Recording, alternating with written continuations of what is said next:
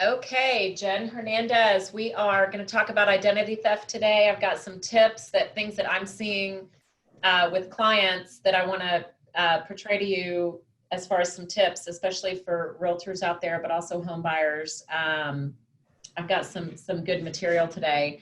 So first, I want to talk about our Coffee Talk has a coffee sponsor. It is Azúcar Loca. They are a local Houston. He brews right here in Houston. We want to support local business. Sonal, how's the coffee? You tell us. You won it last time. I love it. I tried it for the first time and I like strong coffee, so I don't trust anything but Starbucks. And this was really good. It was strong. Awesome. What flavor did you get? Whatever was the strongest. I don't remember now. It's a plain coffee, no flavor. Oh, But that's awesome. yeah, I like dark coffee. Oh, So perfect. So they're plain I dark think it coffee. was an espresso blend. Yeah.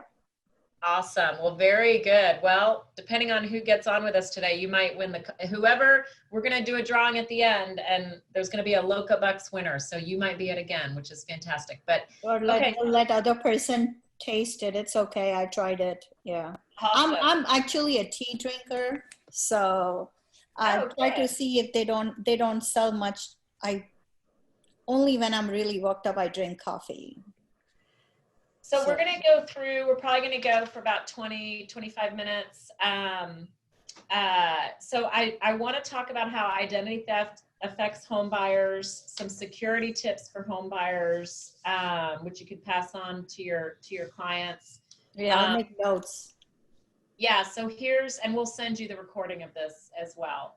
So just a couple of comments before we start. As a mortgage company, we see people's credit all the time. And during the process, we actually get alerts when the clients have an inquiry in their credit because we're worried about new debt.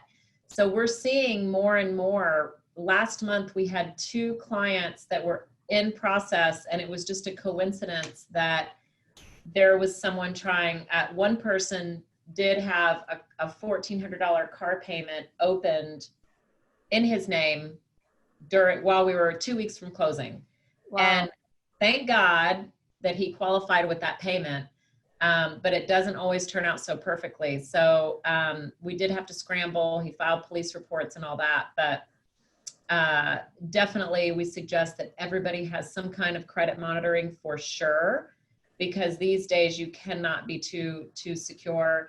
The guest we were going to have today, Deanne Lyles, she's with Legal Shield, and she had an emergency, she couldn't be on today, but I actually have her service monthly, and they monitor things allocated to my social, my husband's, my driver's license number. So it's more in depth than just credit.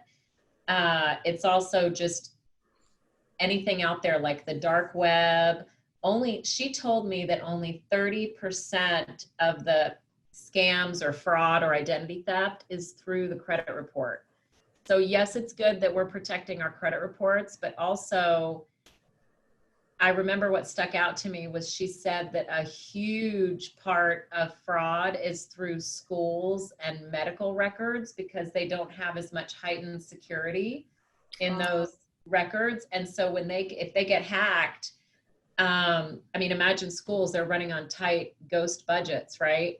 So kids' social security numbers are hacked all the time. So we may not know it until our kid goes to college and tries to get a credit card. And we found out that there's 2 or 3 homes or cars in our kid's name and it's destroyed. Oh, wow. And so I have my kids on the monitoring as well, because they're just sitting ducks. Like their socials are, they're just sitting there. So we really do need to be careful.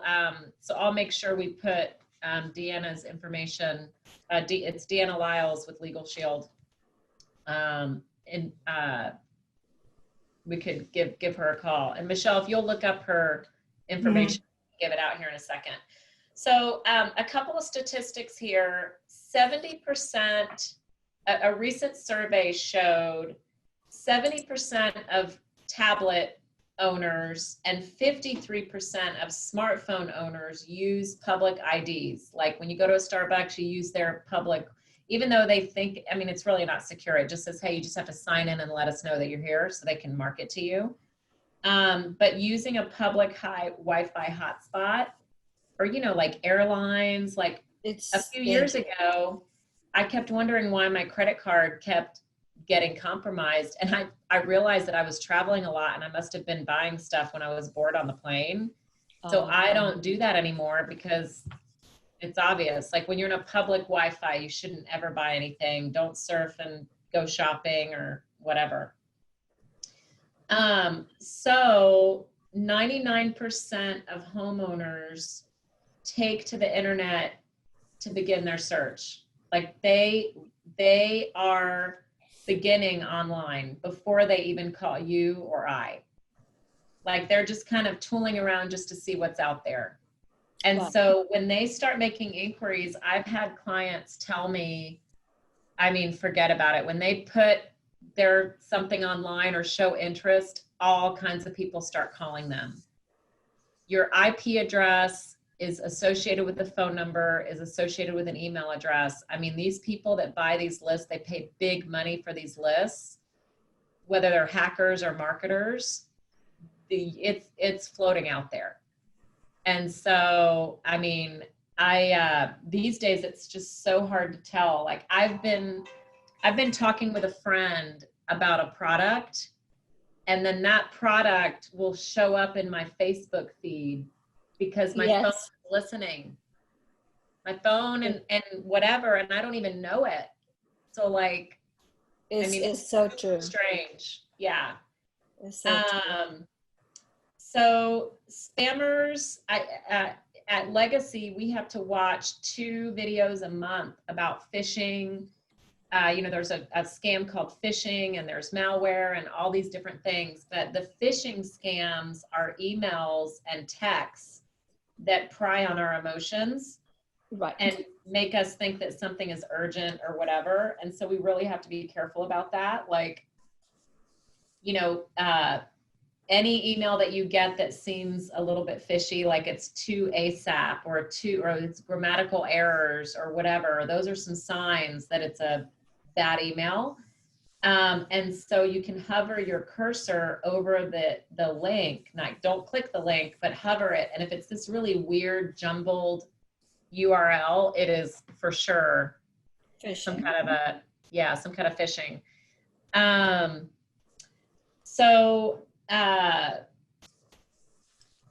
Let's see.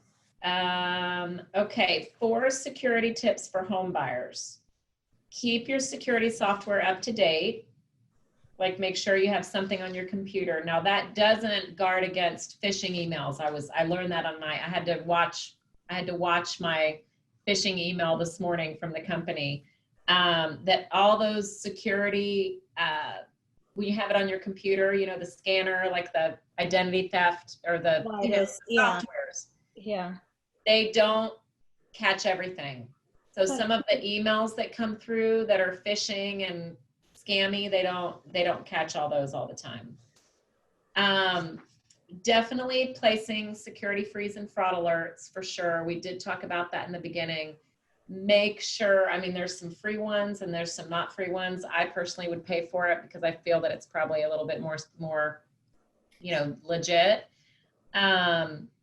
And it'll be a pain. I mean, we've got clients that they're like, hang on, before you pull my credit, I've got to unfreeze it. And so we can't pull credit for like 24 hours because it has to unfreeze, and that's fine. I mean, it's fine with us, but make sure that you've got some kind of alert. Make sure you're using a secure connection, especially when you're, you know, using private Wi-Fi. Like, don't fill out any, you know, loan application online or anything when you're in some kind of public, you know, Wi-Fi for sure. Never put information on a site that's personal unless it's got the HTTPS address, which means security on the end. And then opt out of any solicitation, any credit card offers or anything, any solicitations on that. And then you can check your credit once a year free. But again, I think that it's worth it. I mean, I think I pay maybe $25 a month with Legal Shield to get my just these alerts that's tied to my social, my driver's license number. It even checks my social media sites for seeing if I'm on the dark web. And I get a report. Yeah, I get a report every month, and so far I'm okay. So you can do you and your husband both on that? Yes, I can have up to 4 family members. Yeah. Very good. I think I'll do that. Yeah, I mean, I think it's 24, but I mean, it's like marginal. And what they do is if you are compromised and some kind of legal thing happens, their attorneys help you get out of it. Like if I got identity theft or anything happened, I would call them and they would fix the whole thing. So you won't have to spend time with. So you don't have to spend calling time. all 3 bureaus and going. I've heard that it takes about 2 years to fix it later. Oh, it's horrendous. It's it is a horrendous. Nightmare. Yeah. Yeah, absolutely. So I was thinking now that I don't need we don't open any credit or anything anyway. So it's just better. It's like a security blanket. And Legal Shield I had heard, but I was even thinking that they also do some kind of a lawyer thing too. If you need some help for a small thing, they help you. I'm not sure. Yeah, they do that as well. So you should just call. We'll send you Deanne's information. Yeah, send me her email contact. And I think my older son will be interested too, because he did have a lot of what happened to you. His credit card gets compromised almost every 3-4 months. Yeah. And I'm like, Vishal, are you going to the bar somewhere? It's like, Mom, we don't even give them anymore that open ticket stuff. Like, be careful because it's a hassle. And now he got married. So that's the first piece of advice. I'm like, okay, you both need to be alert because they have bought a house, they've bought this thing. But I said, credit is very important. It takes years to fix it. Absolutely. Yeah, I think I may get him to enroll it for $25. It's just a security blanket. I do tell both my sons that do not, when you are on a public Wi-Fi or anything, at least don't go and pay your bills because, oh, I have 5 minutes. Let me check on Chase if I have a bill to pay. Meaning you are opening up your login ID or everything on there on a public Wi-Fi. You should not do that. So now I do also tell realtors, I see a lot of realtors that have their email is a Gmail, Yahoo, AOL, like it's not, you know, a company type email. Those emails can be compromised just like anything else. And so really be careful. I'm careful about the subject line. Like I never put the full property address in the subject line. And I never am too specific when I'm emailing the clients as far as what's in the subject, because I think the hackers just sit there at computers and they're just looking at millions of emails and they're looking for keywords in a subject line. And then they go and they hone in on that. And so whatever you can do to just be a little more generic is probably better. But, you know, the wiring schemes are still going on. I just had an email in the morning from Facebook and I thought, okay, let me go check it. It says a participant will give you a $75 towards. I do a lot of social media ad. So I'm like, okay. And I hovered over the link and sure enough, there was nothing of Facebook on there. I'm like, oh my God, today I was going to be taken in for a ride and it looks so correct. Yeah. In Facebook, you do that once in a while. I'll see them inviting me for free training, as much money as I spend on their website. So they do invite me. So I'm like, okay, but today was a bad one. So yeah, I'm glad you caught it. You are right. It could be so easy and they make the language so simple. Oh, yes. You are like, okay, the first thing it would ask me is put your log in something. And I'm like, no, this is not right. Let me hover on the link and then I say, oh, okay, no, delete. So I deleted it. You're right. Yeah. It's dangerous. So send me the information and I'll go. Yeah, we will. We'll send you her information. But I think just to make sure that we have hard coded at the bottom of our emails, making sure not to ever, to always call to verify wiring instructions with the title company directly, because that's what happens is the hackers will send an email and they'll make it look like it's from you or me or the title company. And they'll say, hey, urgent, last minute change. And we've known some people to fall for it. They've been able to recover their money through the FBI, but it was, really? Yes, but it was, it took a long time.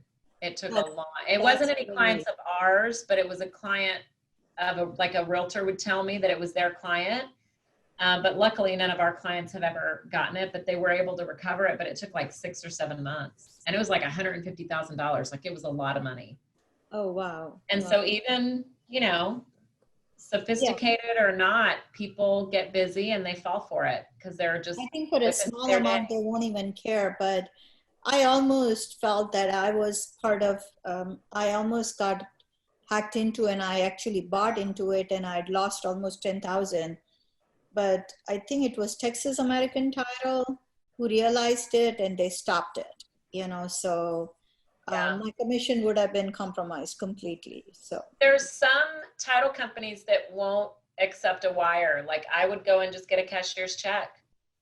I would go to the bank and plan ahead. And even if it's a large sum of money, get just a cashier's check. But when you get a cashier's check, they do have to date it, especially if it's a large amount, 1 or 2 days prior to the closing, because the title company needs to call the bank and verify that it was not. And that's what I told them. I said, you just go inside the title company and do that transaction 3 days before, because most of the people don't mind getting a cashier check. It's easier. It's just lately been a problem with this COVID. Banks have a huge line, or Chase don't allow people to go in, and I have had 1 or 2 closings delayed because of that. They don't allow people to go in. I'm like, okay, go to this branch. This branch allows it. So I think it's happening. Oh, good. This has been really good for you guys for refi. So yeah, it's been good. It's been good, but purchases as well. We've got lots of people that are purchasing, so we're me too. blessed. And so we just, I do coffee talks like this because I would just want to bring awareness of certain topics, outside of just mortgage. It affects all of us, right? So we're doing what we can to coach clients. How is your FHA score? Has it gone up? FHA gone down. Okay, later. So we're gonna finish the coffee talk. So basically, just regarding the fraud and identity theft and all that. Freeze the credit, monitor once a year, definitely get the free credit report. I suggest some type of identity theft protection. If they, Legal Shield, I think does a great job, but any kind of service that offers that kind of legal help would be great. And then we'll post this so everybody can see it. Thanks for joining us today. And Sonal, you won the Azúcar Loca Bucks again today. So the coffee. Thank you. Share the screen. Here we go. Loca. Thanks for attending. Thank you. Loca Bucks. Yes, and I'll call you on the side about the other. Okay. Thank you. Awesome. Thank you.